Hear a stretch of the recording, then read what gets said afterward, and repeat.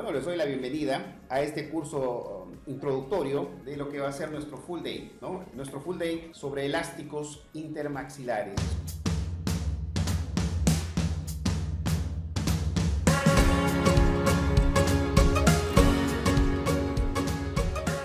Vamos a definir entonces que un elástico es energía acumulada y esa energía acumulada va a emitir siempre energía en ambos sentidos al cual éste sea estirado y que va a ser capaz de afectar el plano oclusal directamente en las áreas donde finalmente se va a transferir esa información en forma de energía mecánica, ¿no?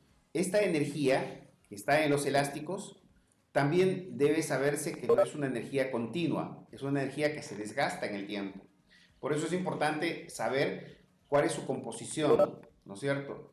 Segundo, tienes que saber que cada uno de estos elásticos va a tener también una reacción con los metales y también con la mucosa, ¿verdad? Que estos mismos elásticos que están acá, los de clase 1, van a transferir también información hacia los elásticos de clase 2. No es que actúan eminentemente solos, ¿ya?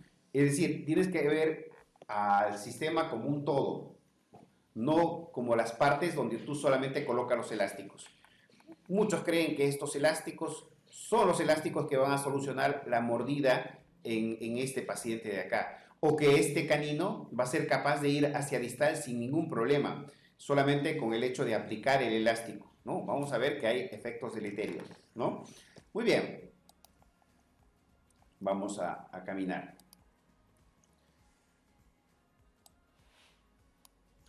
Los elásticos pueden ser los héroes o los villanos de la oclusión.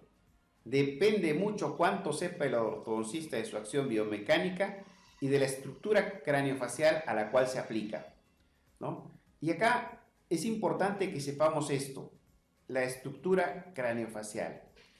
Y repito una vez más, el elástico, a diferencia de otros aparatos, va directamente sobre el plano oclusal.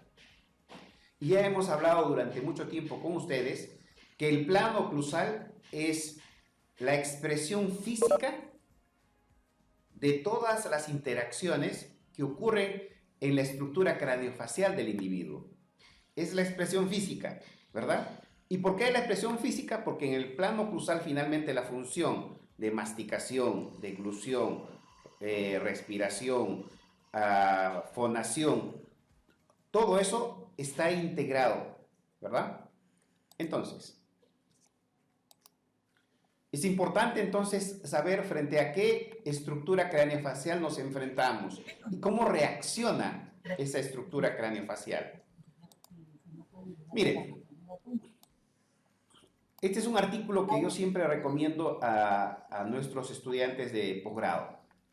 Y es un artículo que fue publicado en el año 2016 en el American Journal of Orthodontic and Dentofacial. En este artículo, el doctor Jorge Coro, el doctor Roberto Velázquez, ellos son colombianos, hicieron un trabajo súper interesante. ¿Qué cosa vieron? La relación, ¿no es cierto?, de tridimensional del plano oclusal maxilar, ¿no es cierto?, y su relación con el posicionamiento y morfología de la mandíbula, ¿verdad? ¿Qué cosa encontraron? ¿Cuáles fueron sus hallazgos, no? Los hallazgos sugieren que existe una relación significativa entre el plano oclusal tridimensional, ¿no es cierto?, en la posición y morfología de la mandíbula. Es decir, nuestro plano oclusal finalmente es la expresión física de lo que es el sujeto, ¿no? Y cómo finalmente ese plano oclusal es capaz de ubicar a esa mandíbula, ¿verdad? Y esa mandíbula obviamente se va a adaptar a ese plano oclusal. Si tú colocas elásticos, puedes modificar ese plano oclusal. Y si modificas el plano oclusal, el resultado puede ser que modifiques la dirección de crecimiento, ¿verdad? Y en vez que vaya en la dirección correcta, vas a ir por la dirección incorrecta. Entonces, existe entonces una relación entre tu plano cruzal, especialmente el plano cruzal posterior, ¿no? Con la posición de la mandíbula. ¿Qué cosa hallaron ellos? Mire, este vendría a ser el plano oclusal anterior en rojo y en morado el plano oclusal posterior. El plano oclusal posterior empinado que pasa por encima del centro de rama, Rica diría por encima de Shi, origina, fíjense acá, un retroposicionamiento mandibular. Entonces, cada vez que tú empines el plano oclusal, la mandíbula va a reaccionar retroposicionándose. Repito, cada vez que tú empines el plano oclusal, la mandíbula reacciona retroposicionándose. Y cuando la sínfisis rota en esta dirección, el cóndilo rota en esta otra. ¿Y qué cosa va a ocurrir? Va a ocurrir compresión articular, compresión de las estructuras de la articulación temporomandibular entre el cóndilo, la superficie cóncava, bicóncava que tiene el menisco y convexa que tiene el cóndilo de la mandíbula. Esa compresión, sobre todo en la zona anterior y media, inhibe el crecimiento condilar. De manera que si tu propósito es que la mandíbula rote en dirección anterior, ¿no es cierto? Evita que el plano oclusal posterior se empine. Pero si tú quieres que que la mandíbula rote hacia abajo y hacia atrás, ¿verdad? Entonces, lo que tienes que hacer es empinar el plano oclusal, ¿ya? Es un primer momento a partir del cual nosotros nos damos ese lujo, ¿no? De saber qué cosa se puede hacer con ese plano oclusal posterior. En este mismo artículo, ellos llegan a la conclusión de que planos oclusales posteriores aplanados, ¿no? Como este, que casi están a la misma altura del plano oclusal anterior, originan un desplazamiento de la mandíbula hacia adelante, ¿no? Y claro, cuando se aplana el plano oclusal, generalmente es como producto de una erupción de las piezas posteriores y un crecimiento vertical del componente nasomaxilar. Entonces, ¿eso qué cosa origina? Un plano oclusal muy por debajo de Shi. Cuando están por debajo de Shi o por debajo del centro de la rama, la mandíbula tiende a rotar hacia adelante, ¿no? Fisiológicamente, como vamos a ver más adelante, ese adelantamiento mandibular lo vamos a conseguir con las erupciones subsecuentes de ¿quiénes? De primera molar temporal, segunda molar temporal, primera molar permanente, segunda molar permanente y en algunos casos la tercera molar permanente. Todas ellas aumentan verticalmente la altura facial antero-inferior. En estos pacientes en los cuales hay un adelantamiento de la mandíbula producto de un plano oclusal, se produce fundamentalmente por eso, por una sobreerupción de las piezas permanentes. Y decíamos que el plano oclusal no solamente lo tenemos que ver en un sentido sagital, porque usualmente vemos el plano oclusal en una radiografía de perfil, hacemos el trazado y vemos cómo está nuestro plano oclusal. Si va directamente hacia allí es un plano oclusal estable, ¿no? Bastante estable. Si está por encima, ese plano oclusal está empinado, ¿verdad? Si está por debajo, está aplanado. Nuestro punto de referencia es el centro de rama, o si es cefalométricamente, es el punto Shi. Pero también lo tenemos que ver desde un punto de vista frontal, ¿no? Si vemos en un sentido frontal, el plano oclusal también tendrá esta posición, vea, esta o esta, ¿verdad? Y puede también tener esta, ¿verdad? Es decir, que un lado se desarrolle más que en el otro, ¿no es cierto? El lado que más se desarrolla es un lado que también propulsa a la mandíbula hacia el lado contrario. Claro, crece en todas las direcciones. Si comparamos este plano oclusal de este lado comparado con este tiene más desarrollo de cóndilo, más desarrollo de rama y también más desarrollo de cuerpo. También el dento alveolar crece igual, en todas las direcciones más rápido. En muchos de los casos es porque existe una masticación unilateral, ¿no? Es lo primero que tenemos que pensar. Después podemos pensar en alteraciones del crecimiento y desarrollo, ¿no? Producidos por factores epigenéticos locales o factores epigenéticos generales. Pero por el momento, cuando veamos que todas las estructuras aparentemente están normales, que no existen ausencias congénitas, entonces podemos pensar en lo otro, ¿no? Ricardito, ¿podrías apagar tu micrófono? Muchas gracias. Ok, entonces el plano oclusal también tiene que verse en esta dimensión para ver si está canteado o no, porque el estar canteado significa que tenemos que corregir también esa parte del plano oclusal. Ahora bien, si tú colocas elásticos acá, ¿no? Y no los colocas teniendo en cuenta este factor, puedes alterar enormemente más este canteo. De manera que es fundamental entonces ver el plano oclusal en todas las dimensiones. Ahora, el doctor Jorge no fue el único, también la doctora Eliana Midori Tanaka, ¿no? Hizo un trabajo interesante por lo mismo y encontró situaciones muy semejantes, ¿no?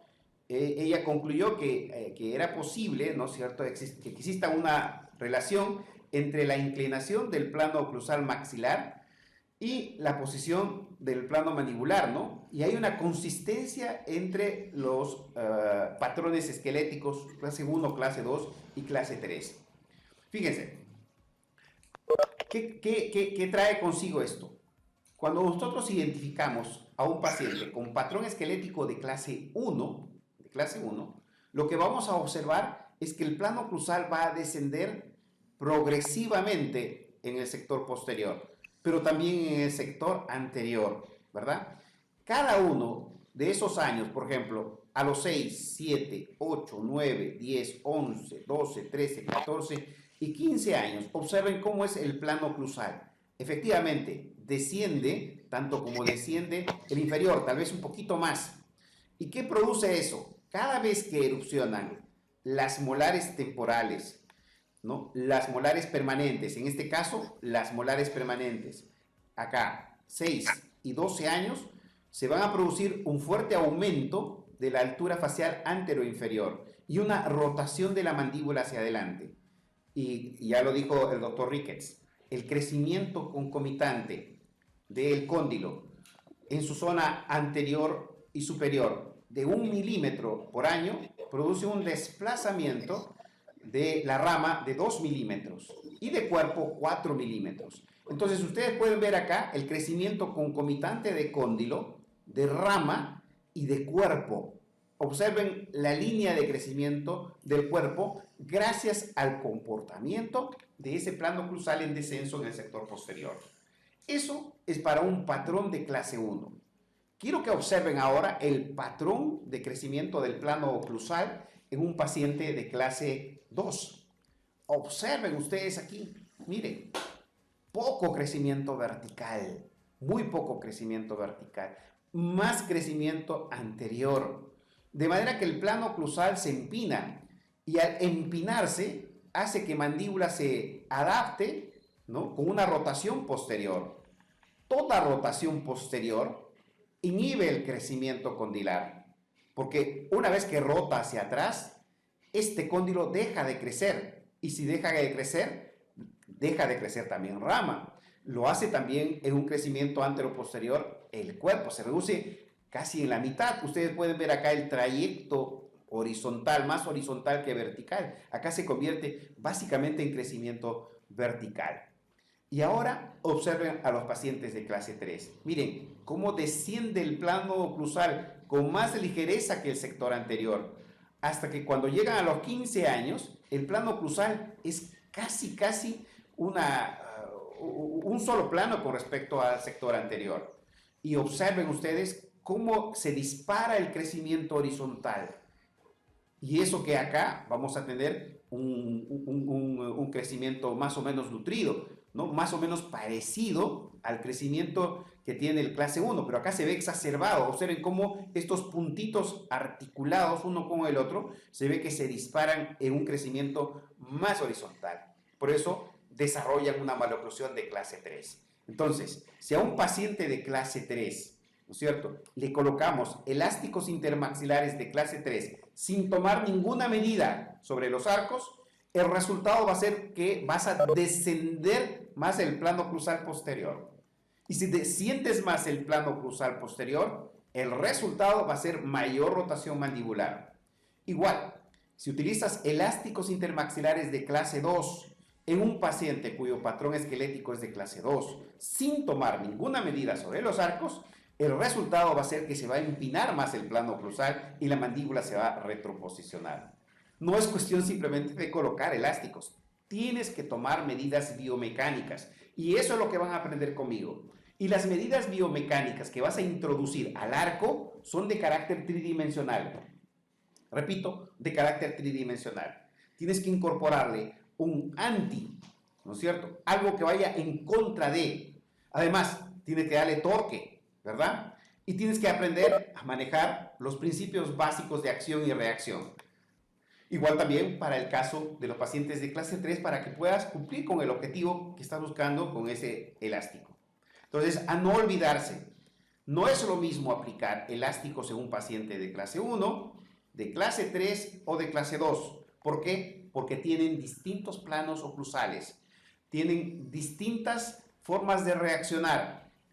El patrón esquelético de clase 1 generalmente es un patrón armonioso, de manera que vamos a aprender a conocer a ese patrón esquelético, cómo se desarrolla, de qué manera reacciona frente a las fuerzas, cómo estas fuerzas se integran como vectores.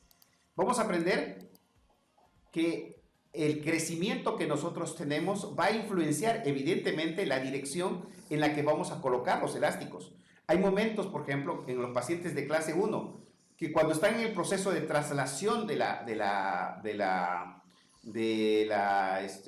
maxila, los elásticos intermaxilares podrían hacer rotar a esta maxila. Ya lo vamos a ver. Igualmente con la mandíbula. Si tenemos a un paciente con un buen desarrollo, ¿no?, del plano oclusal, sabemos que está siguiendo esta curva arqueal, ¿no es cierto? Y eso va a permitir una buena interdigitación con los arcos superiores. Tenemos que saber que si colocamos elásticos y no lo sabemos colocar correctamente, podríamos interrumpir esta forma de crecimiento normal.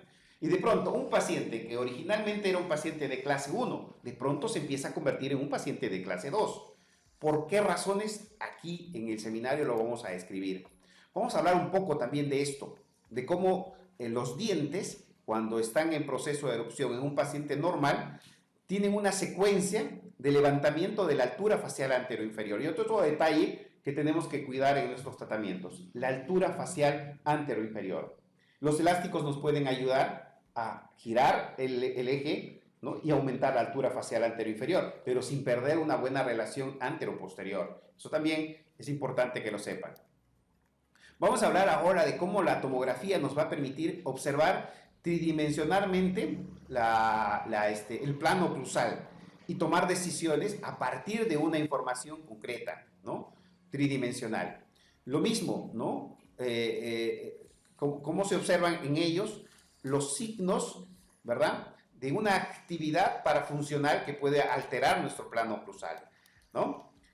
Sobre todo cuando estamos frente a pacientes que tienen labio corto, ¿no?, donde la posibilidad de que ocurra una sonrisa gingival se incremente enormemente.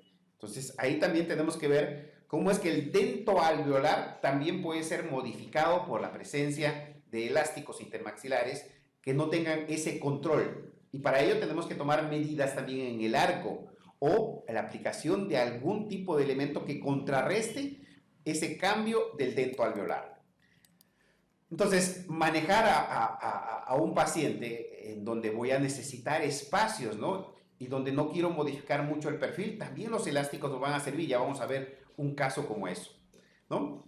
Igual, conocer el patrón esquelético de clase 3 es otra tarea.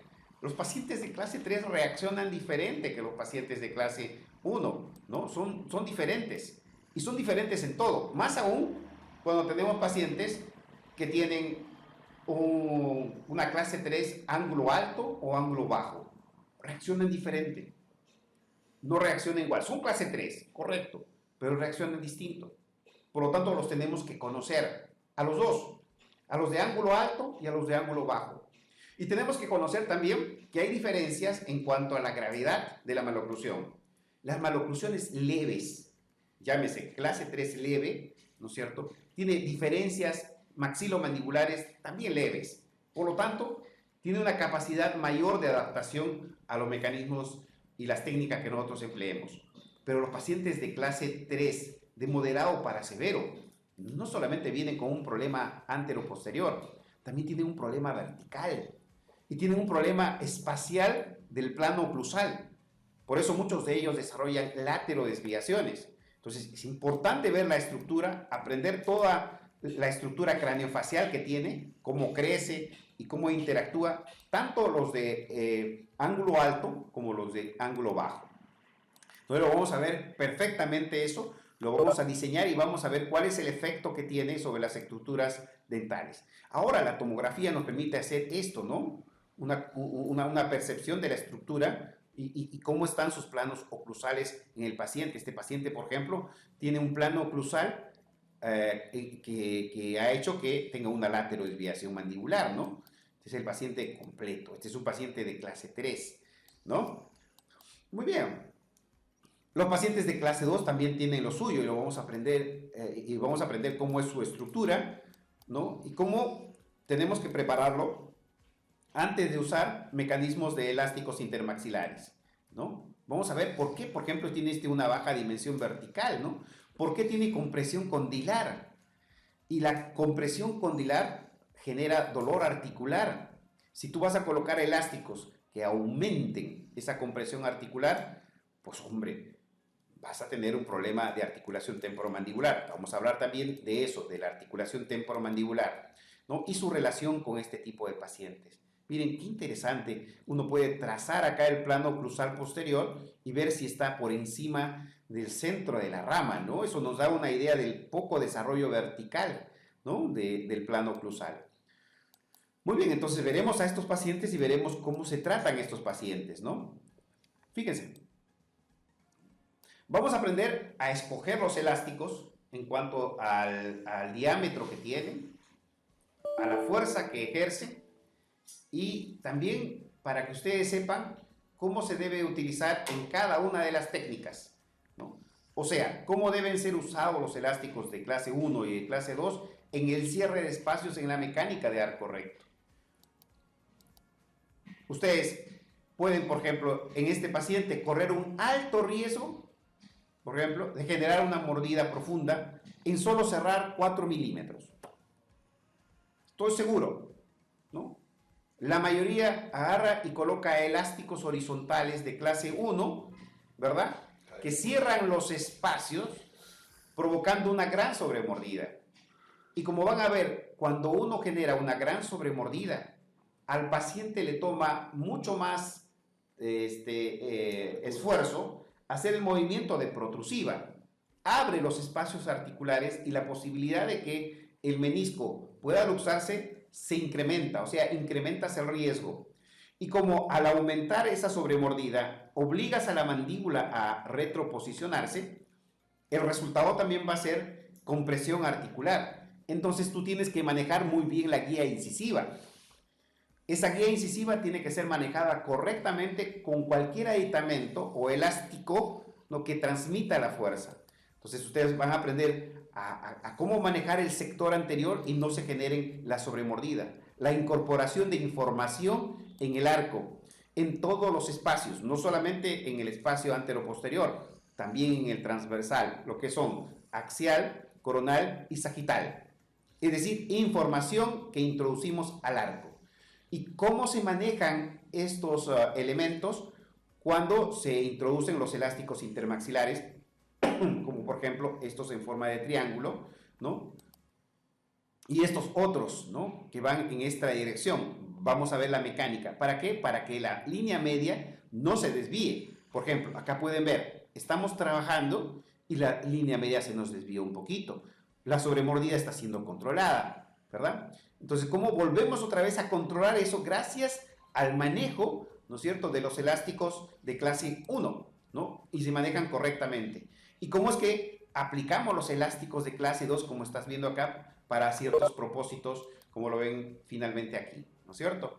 Entonces, Lograr esta oclusión donde exista una buena interdigitación es una tarea que todos tenemos que tener, ¿no? Tener un buen torque, tener una buena intercuspiración, ¿no? Muy bien. Lo mismo para los pacientes de clase 3, ¿no? Hay muchas cosas que hablar sobre la biomecánica, el uso de los elásticos para los cierres de espacio, ¿no? ¿Cómo se hacen? ¿De qué manera se hacen? Para no volver a una clase 3. Porque a veces tú haces las extracciones a líneas nivelas y de pronto vuelves a una clase 3. Eso no nos gusta a nadie, ¿no? Entonces, importante es que sepan el manejo de la clase 3 también en arco recto, utilizando los elásticos intermaxilares. También vamos a ver cómo se trabaja a los pacientes de clase 2, ¿no? Con una técnica bioprogresiva, ¿no? Cómo que introducimos vectores, ¿no? Cómo acá todos estos van a interactuar, pero en este caso, cuando llevamos a cuerpo entero a los dientes del sector lateral, 3, 4 y 5, deben ser llevados de una manera tal que puedan llegar a su espacio a cuerpo entero. Esto parece ser un sueño, no, no es un sueño, se puede hacer, ¿no? Pero es necesario que sepas un poco de biomecánica y el uso de los elásticos que van a estar permanentemente moviendo ahí. Y obviamente tienes que conocer la estructura del paciente en la cual estás empleando estos principios, ¿no? Entonces, esto es técnica bioprogresiva, van a saber de esos elásticos, también van a ver los elásticos W con cola, M con cola, ¿no es cierto?, que van a ser utilizados algunos con este tipo de elástico que es ostrich, ¿verdad?, para hacer la finalización, ¿verdad? Entonces lo van a aprender a hacer y van a tener estos resultados que están viendo ustedes acá. Son resultados predecibles a partir del conocimiento de estas estructuras que nosotros incorporamos. Detalles más, pacientes de clase 2, cómo deben ser usados los elásticos de clase 1, tipo cupla para rotación de incisivos, ¿no? Fíjense, qué dolor de cabeza, ¿no? Para poder tratar este tipo de pacientes, ¿no? En los pacientes que tienen incluso compresión de maxila y no queremos extraer dientes, ¿verdad? Entonces, creamos los espacios, como estás viendo acá, llevamos los dientes a su posición para que se originen, pero luego tenemos que hacer un manejo pulcro, limpio, con elásticos intermaxilares, ¿verdad? Estos elásticos que ves acá son elásticos de clase 1 para rotación. Esta es una paciente que mostraba la cara palatina hacia los costados, como si estuviera diciendo hola, hola, con un incisivo, ¿verdad? Miren cómo se debe hacer el trabajo para rotarlo, ¿no? Pequeños trucos, ¿no? Cómo debemos encontrar el centro de rotación, cómo debemos encontrar el centro de resistencia para ir doblándolo. Y conforme se dobla podemos utilizar, bueno, algún tipo de arcos adicionales para lograr corregir. Y cómo los elásticos de clase 1 colocados verticalmente, ¿no es cierto?, nos pueden originar también poco a poco una buena guía canina, ¿verdad? Esas cosas también las vamos a aprender. Cómo es que se hace, cuánto se mide, cuánta fuerza necesitas, qué longitud debes colocar, a qué distancia deben estar para obtener resultados predecibles como el que están viendo acá. Los elásticos también se usan mucho en la técnica Mew, ¿no? Y vamos a ver, por ejemplo, los Mew clásicos para corregir clase 2, clase 3, pero también vamos a ver los Mew, ¿no?, para pacientes de clase 3 con desviación lateral o laterodesviación. Fíjense, puede venir un paciente con esta laterodesviación mandibular. ¿Cómo lo corriges? ¿No? ¿Cómo es que manejas los elásticos y las aplicaciones acá de las activaciones para que poco a poco esta laterodesviación, que se puede mostrar de una visión desde la nariz, ¿no?, que tiene una protrusión lateral, miren, cómo centramos esta mandíbula, ¿no?, para lograr ese efecto, ¿ya? Entonces, acá hay información que se introduce en el alambre, pero también los elásticos con distintas cargas, es decir, en una puede tener un poco más de carga que en la otra, podemos hacer el efecto diferenciado y lograr con los elásticos asimétricos, como están viendo ahí, hacer ese procedimiento. Miren, son distintas cargas y cómo se va recogiendo otra vez esa línea media. Miren, y colocarla dentro de la arcada. ¡Qué maravilloso! ¿Qué tenemos que trabajar? Información en los arcos e información con los elásticos. ¿De acuerdo? Para lograr esto, una buena interdigitación, fíjense acá, una buena inclinación del plano oclusal para lograr que las líneas medias superior e inferior estén correctamente en su sitio. Fíjense, podemos también tener pacientes en los cuales haya la necesidad de no hacer extracciones, a pesar de que el análisis de la discrepancia arco-diente me diga que tengo que extraer dientes. Y es que hay pacientes que tienen una altura facial anterior-inferior disminuida. Extraerle los dientes sí va a servir para alinear los dientes, pero lo vas a condenar a una sonrisa escondida, porque cuando cierres los espacios, los dientes van a estar tan atrás que el perfil del tercio inferior va a ser cóncavo. ¿Cómo generar espacios a partir del conocimiento de la estructura dentoalveolar? Este paciente tiene un squeeze and out, ¿verdad? ¿Extraemos las terceras? No, no las extraemos. ¿Por qué? Porque tenemos en nuestro análisis cefalométrico que no hay discrepancia posterior, que sí hay discrepancia anterior. Entonces podemos trabajar con los arcos Mois. Miren, vamos a hacer dos cosas: generar el espacio y aumentar la altura facial anterior-inferior en estos pacientes. ¿Qué papel tienen los elásticos y cómo deben ser usados y en qué posición deben ser usados en el sistema Mois? También lo van a aprender. Y cómo a poco vamos obteniendo los espacios, cómo se alinean, cómo se utilizan la información en Mu, porque ya esto de acá es Mu, y logramos con Mu también aumentar esa altura facial anterior-inferior, o rotar el mentón, ¿verdad? Y lograr finalmente este cierre, ¿no?, que están viendo acá, para finalmente concluir en una buena interdigitación. Lo podemos ver en clase 2, ángulo bajo, o tienes también un ángulo alto, ¿no?, que genera mordida abierta. Por ejemplo, acá alineas y nivelas y tienes esta mordida abierta en clase 2. Dios, ¿cómo lo cierras? ¿Cómo logras cerrar esta mordida? ¿Qué estrategia tienes que usar?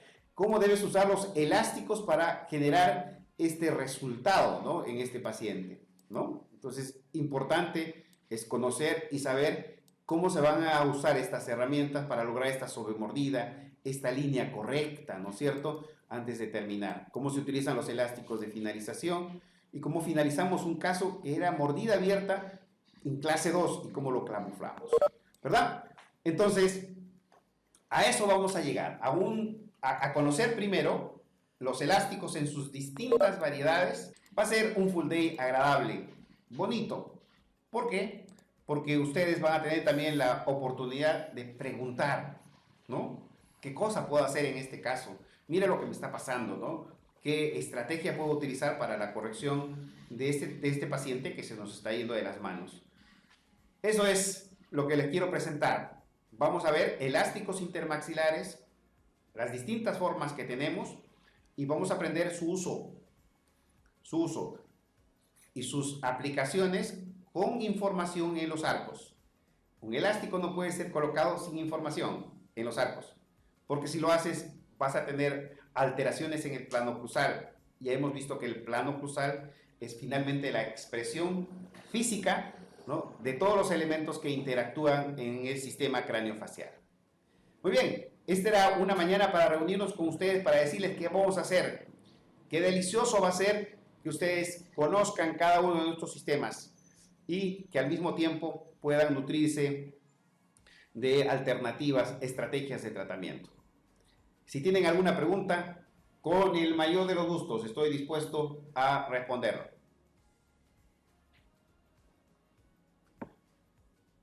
¿Aló?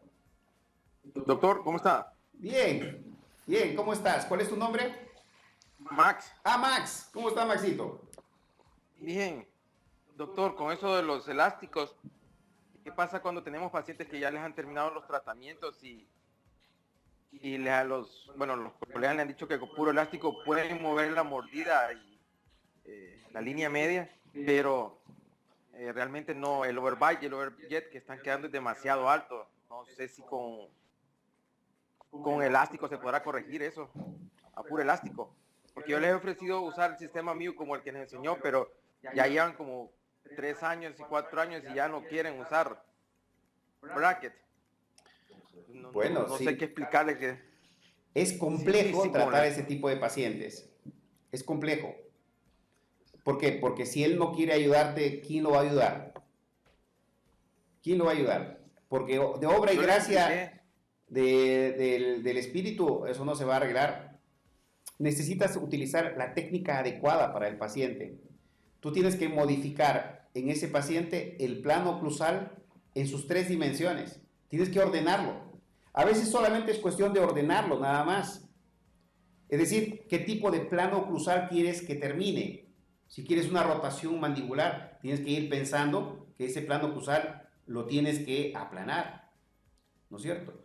Si tienes una gran sobremordida y es un paciente con un tercio inferior de la cara, ¿no? Muy disminuido, Sí. a veces es importante en esos pacientes empinar un poco el plano oclusal, ¿no? Con una rotación hacia adelante. Entonces, la mandíbula no te va a quedar atrás, sino más bien aumentas la altura facial anterior inferior, pero proyectas un poquito, ¿verdad?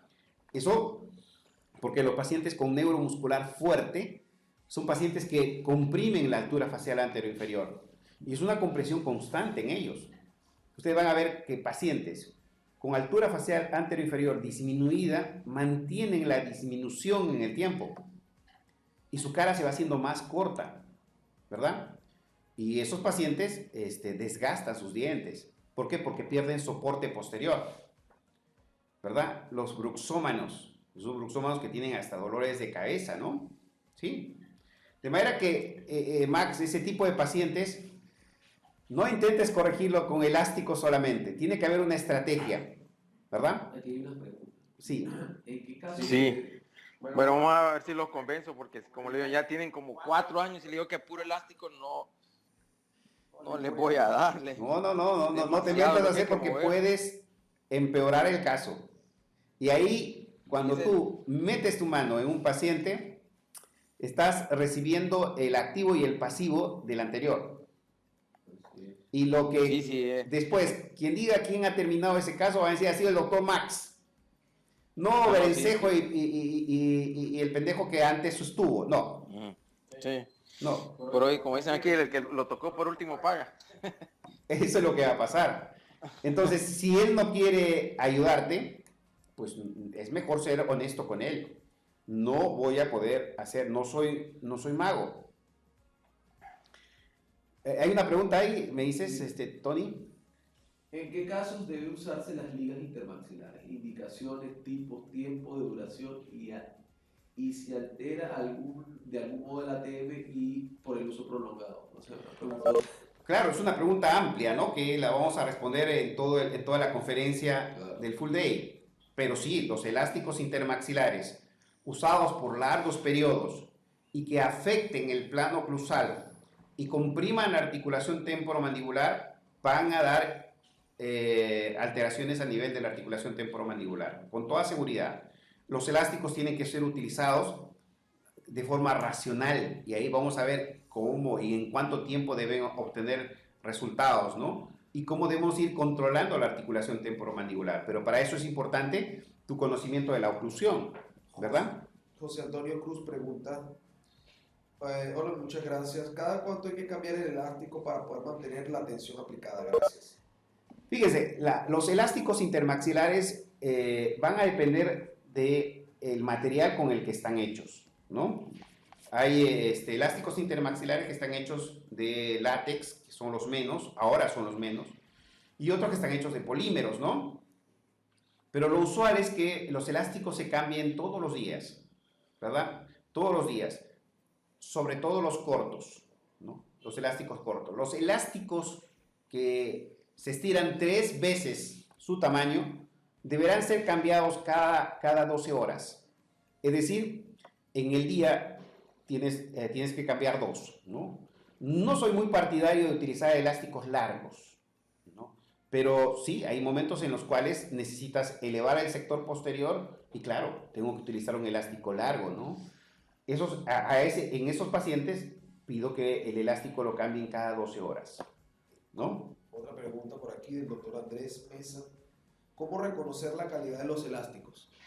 Mira, una forma de reconocerlos es por la fábrica, ¿no? Hay fábricas que son reconocidas y que te van a traer siempre productos de calidad.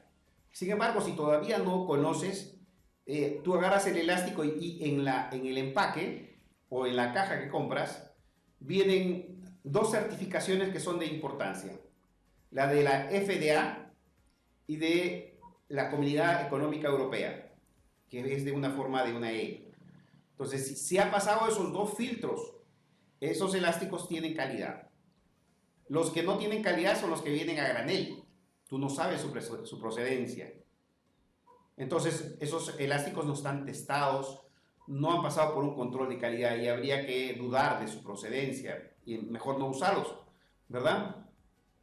Y ahora hay tantas marcas y hay muchas de ellas que cumplen realmente los estándares, ¿no? Otra pregunta. Otra dice pregunta. por acá. ¿Cómo funcionan los elásticos intermaxilares con una maloclusión de clase 3?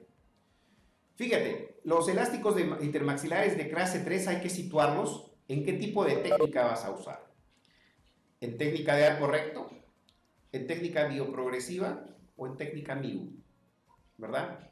Son formas de aplicar distintas, pero la información que se introduce puede ser la misma, ¿verdad?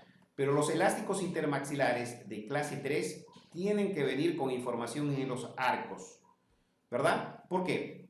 Porque si bien es cierto, el elástico intermaxilar de clase 3 se apoya en la molar superior o en el hook de la molar superior, lo cual va a hacer que descienda el plano oclusal, ¿verdad? Ese es un problema para un paciente de clase 3. ¿Por qué? Porque lo que va a hacer es provocar un fulcrum con rotación mandibular hacia adelante y te va a empeorar la clase 3. En todo caso, ahí tienes que incorporar información en el arco superior de curva reversa, por ejemplo. Esa es una alternativa si haces arco recto, ¿verdad? Y obviamente tienes que soportar en el sector anterior no solamente una clase 3, sino le pones uno de clase cortito, uno de clase 2, ¿verdad? Uno de clase 2, ¿para qué? Para que el sector anterior, con el hook adelante, pueda provocar el efecto inverso, para que no se te modifique la posición de la molar, ¿verdad? Lo mismo lo vamos a aplicar cuando sea tratamientos con bioprogresiva, con arcos segmentados, ¿no? Que hay que explicarlo bastante bien, lo vamos a explicar en el full day. ¿Cuánto tiempo, otra preguntita, cuánto tiempo se usan los elásticos? Repito, los elásticos intermaxilares va a depender del tipo de maloclusión, de las características del plano oclusal, del neuromuscular que posea y de qué efecto estemos buscando dentro del arco, ¿verdad? Hay elásticos que los utilizamos todo el día, porque sabemos que ese neuromuscular lo va a aceptar, se va a adaptar rápidamente. Pero un paciente con un neuromuscular débil, ¿no? Y con una oclusión desequilibrada, es mejor utilizarlo intermitentemente, ¿no? Pero en pacientes en los cuales quiero buscar un efecto ortopédico, porque también lo van a hacer, ¿no? Necesito tener mayor cantidad de tiempo, por ejemplo, en los elásticos que utilizo en máscara facial o en arco extraoral, ¿no? Esos son también elásticos, son elásticos que van a ir sobre la maxila, ¿no? O van a ir indirectamente sobre la maxila a través de un correaje, ¿no? Pero tengo que saber también cuánto tiempo lo debo usar. Un mínimo de tiempo es de 14 horas, ¿no? Para producir un efecto ortopédico, ¿no? Y cuando son pacientes que son dólico-faciales con un neuromuscular débil, es mejor utilizarlos intermitentemente. Ok, otra pregunta por acá del doctor Ricardo López. Dice, ¿en qué momento del tratamiento de la mordida abierta debo usar las ligas intermaxilares? Miren, las mordidas abiertas, ahora las estamos corrigiendo fácilmente con técnica MIU, ¿verdad? Y ahí se sigue una secuencia de arcos, ¿no? ¿Por qué? Porque primero eliminamos la interferencia posterior. ¿Y con qué se elimina? Con T-Pack en los arcos, ¿no? Una vez eliminada la interferencia posterior, la mandíbula tiende a rotar hacia adelante, hace un giro de cierre. Y como los elásticos intermaxilares están actuando en el sector anterior, toda la información de la energía va hacia atrás. De manera que lo primero que se hace es eliminar la interferencia posterior. Y para eso necesitan los elásticos permanentemente. ¿Para qué? Para que toda la energía vaya para atrás. Si dejas de usar los elásticos, se abre más la mordida adelante. De manera que en ese tipo de pacientes el uso de elásticos es prácticamente todo el día. Otra preguntita por acá. Dice la doctora Ana Margarita Flores. Ana Margarita Flores, a ver. He escuchado que los elásticos pueden indicárselos a los pacientes mientras comen. ¿Qué opina de esa pregunta? Yo creo que es un contrasentido.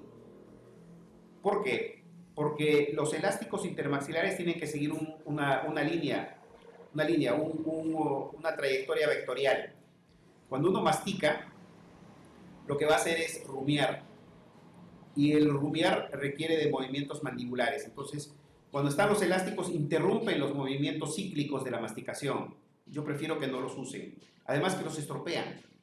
Los estropean con la masticación y los echan a perder. Disminuye la cantidad de fuerza. Y con que deje, ¿cuánto tiempo le va a tomar un alimento? Media hora, 45 minutos, no le va a hacer ningún problema. Prefiero que se lo saque. Prefiero tener elásticos que se mantengan con la fuerza, con la forma necesaria y que también no interrumpan los ciclos masticatorios que pueden afectar la articulación temporomandibular. Recuerden que en la masticación es donde los ciclos masticatorios tienen que ser libres, funcionales, ¿no? Y es el momento donde también el paciente tiene que disfrutar. Claro. Y no olvidemos que tenemos un paciente que vive, que es vivo, ¿no? Decirle que coma con los elásticos, es que aquel que no ha usado brackets lo puede decir. Yo he usado brackets, y ni siquiera cualquier bracket, yo he usado multibandas. ¿Se imaginen? En aquella época cuando nos colocaban los brackets no eran con adhesivo, nos colocaban bandas en todos los dientes y usábamos elásticos, claro que sí. Yo era una clase 2 brutal. Por eso que mis hijos han nacido, 2 de ellos super clase 2, ¿no? Era un super conejo. Entonces, yo sé lo que es usar los elásticos. No es fácil. No es fácil, hay que tener criterio, ¿no? Y no todos los pacientes reaccionan igual. Entonces, tú quieres comer y quieres disfrutar de la comida. Se te rompe el elástico y te lo vas a terminar tragando. No lo usen comiendo. Otra preguntita por acá dice, ¿existe un tiempo prudente para utilizar los elásticos? Es decir, si en 6 meses no se logró el objetivo, ¿ya no se puede usar? Miren, los elásticos son vectores. Es decir, son fuerzas que tienen dirección y sentido. Ok. Si es que no ha dado resultado, es por 2 cosas. O no lo has usado correctamente, o sea, la biomecánica que estás empleando no es la correcta, o el paciente no lo está usando. Lo más probable es que el paciente no lo esté usando, porque los elásticos te van a dar un resultado, te lo aseguro. Usándolo bien, da un resultado, sea positivo o negativo. Yo me he topado con resultados negativos, porque mi curva de aprendizaje es como la suya. ¿Me entienden? Todos tenemos una curva de aprendizaje. Nadie nace sabiendo. Y tienes que cometer errores, que duda cabe, somos imperfectos, ¿verdad? Pero de los errores aprendemos, ¿no? Paciente que usaba correctamente los elásticos, sin embargo, los resultados que venía de boca eran terribles. Y hay formas de probar que lo está usando, ¿no? Entonces ahí te das cuenta cuáles son los efectos deleterios de un elástico mal usado. No mal usado, mal programado. Pero cuando el paciente no lo usa se ve, no se mueve nada. Y es todavía peor con los pacientes con arcos Mew. ¿Por qué? Porque los elásticos soportan el efecto negativo que tiene, ¿no? Entonces, el paciente que no lo usa, que tiene mordida abierta y viene con más mordida abierta es porque no lo ha usado. No tienes otra cosa más que hablar con el paciente, ¿no? Decirle claramente, mira, no los está usando. No, doctor, que lo usado. No los has usado. Mira, te voy a decir por qué no los has usado. Le explicas. Y le dices, ¿no? De todo corazón, ¿quieres corregirte? Sí, doctor, entonces tienes que ayudarme. No, doctor, que esto no me molesta. Ok, entonces esta no es la alternativa, tú necesitas una cirugía. Una mordida abierta requiere de muchas cosas. Puedes utilizar microtornillos también, evidentemente, es otra manera también de afrontarlo, ¿no? No siempre es exitosa. Vean ustedes la biomecánica de microtornillos. ¿Ah? Hay 2 preguntitas acá. Sí. Dice, yo quisiera saber cuánto tiempo durará el full day, doctor. Muchas gracias. Ya, empezamos a las 8 de la mañana y terminamos a las 3 de la tarde.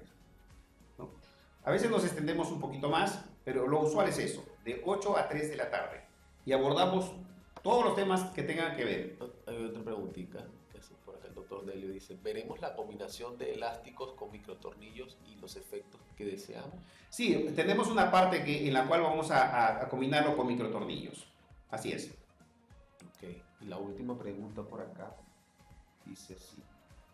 El doctor Nicolás Pérez ¿Qué dice Nicolás? dice, ¿por qué hay pacientes de clase 3 con el plano oclusal empinado? ¿No se supone que las maloclusiones de clase 3 tienen el plano oclusal aplanado? Vea, los pacientes de clase 3 que tienen un plano oclusal que está por encima de Xi, ¿no? Sí, existen también ese tipo de pacientes, ¿no? Deben de tener una altura facial antero-inferior muy disminuida, ¿no? Son pacientes cuyo neuromuscular es muy alto, pero son pacientes de clase 3 ángulo bajo, ¿no? En esos pacientes podemos encontrar que el plano oclusal, ¿no es cierto?, puede estar de esa manera, ¿no? Lo normal es que, lo usual es que los pacientes de clase 3 tengan el plano oclusal por debajo de Xi, ¿no? Sean de ángulo alto o de ángulo bajo, ¿no?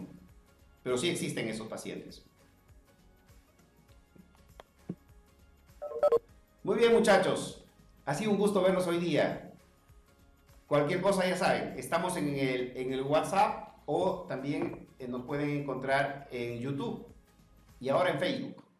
Disculpe, doctor, ¿cuándo va a ser el full day?